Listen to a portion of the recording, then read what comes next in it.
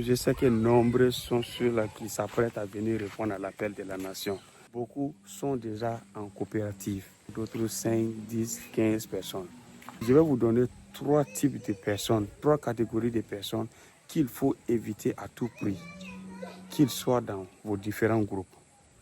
La première catégorie de personnes, ce sont ceux-là qui sont là juste pour donner l'argent. Lorsqu'ils attendent qu'il y a un projet, même si vous dites 1 million, 2 millions, ils sont là pour donner leur argent. Mais ils ne font jamais de réunion. Lorsqu'il s'agit de participer activement à la réussite du projet, ils sont là. Donc du coup, lorsqu'il y a des réunions, il y a des événements à faire, ils sont là juste. Ils ne font rien. Ils ont donné leur argent, c'est fini. La deuxième catégorie de personnes, ce sont des personnes négatives. Il y a ces personnes, peu importe le type de projet que vous voulez faire, ils vont en tout cas donner leur argent, mais ils sont négatifs. Ah, j'ai appris, un tel a fait ceci, ça ne va pas marcher. Ils ont l'esprit négatif en eux permanemment. Et ils ne seront jamais prêts à donner des solutions, mais toujours prêts à critiquer. La troisième catégorie de personnes, ce sont des personnes malins. Ce sont des gens qui vont, en fait, beaucoup sont même au pays. Ils vont se joindre à vous. Vous êtes de la diaspora ou vous êtes aussi à l'intérieur du pays, mais lui, il est sur place. Mais en réalité, il est là juste, puisque étant sur place, au lieu que lui, il soit l'élément même qui va pouvoir gérer la ferme à distance, quand vous n'êtes pas sur place, au lieu que lui, il soit l'élément qui va vous permettre réellement d'investir en toute sécurité, réduire les dépenses, c'est lui-même qui va amener les gens à vous jouer des tours. Lorsqu'on commande quelque chose, surtout au début, lors de la construction des enclos, de la clôture et qu'on sort, ce qui est 5 000, surtout si vous êtes de la diaspora, il va dire 10 000.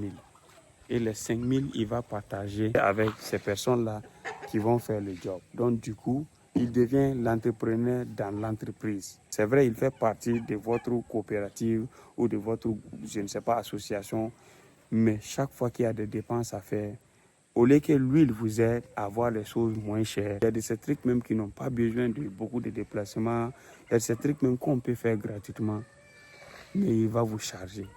Et il va tourner encore derrière votre dos, aller prendre sa commission avec ces personnes que lui-même, il va envoyer venir faire les travaux. Je sais que beaucoup n'aimeront pas cette vidéo, mais c'est une réalité. Je mentirais si je vous dis que venir en coopérative, en association est une mauvaise chose. Mais il faut savoir avec qui travailler. Il faut réellement savoir avec qui travailler. Venir en association, très souvent, vous venez avec force.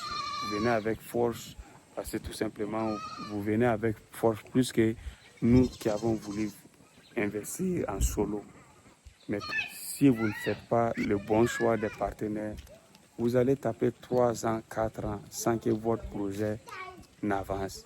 Combien d'entre vous sont présentement là, après 3 ans dans la coopérative, vous ne pouvez même pas dire qu'une ligne a bougé. Ils sont nombreux. Combien parmi vous sont là présentement, après 3 ans, 4 ans en coopérative, le projet n'avance pas. Vous allez voir lors de vos différentes réunions, ce sont les mêmes têtes qui sont là. Les autres, ils s'en fichent. Ils ont juste donné leur argent, c'est fini. Tout va devenir cher à votre niveau. Surtout si vous êtes dans un village où on ne vous connaît pas. Si les gens se rendent compte que quand on donne un prix, vous donnez l'argent là parce que vous avez l'argent, c'est fini. Donc pour terminer, j'aimerais réellement que chacun se conseille. En route pour investir au pays et participer à l'atteinte de l'autosuffisance alimentaire, il faut savoir avec qui marcher. C'est très important. Parce que beaucoup sont là pas pour réellement vous aider à avancer dans votre rêve. Parce que c'est que beaucoup, c'est par amour pour le pays, par amour pour l'élevage, l'agro-business en général, mais réellement, combien sont parmi vous qui sont là, le projet est là, 3 ans, 4 ans, rien n'avance.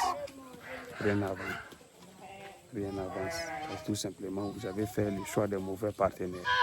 Il n'est pas encore tard. Si vous vous rendez compte que vous faites partie d'une coopérative et que rien ne bouge, faites une réunion.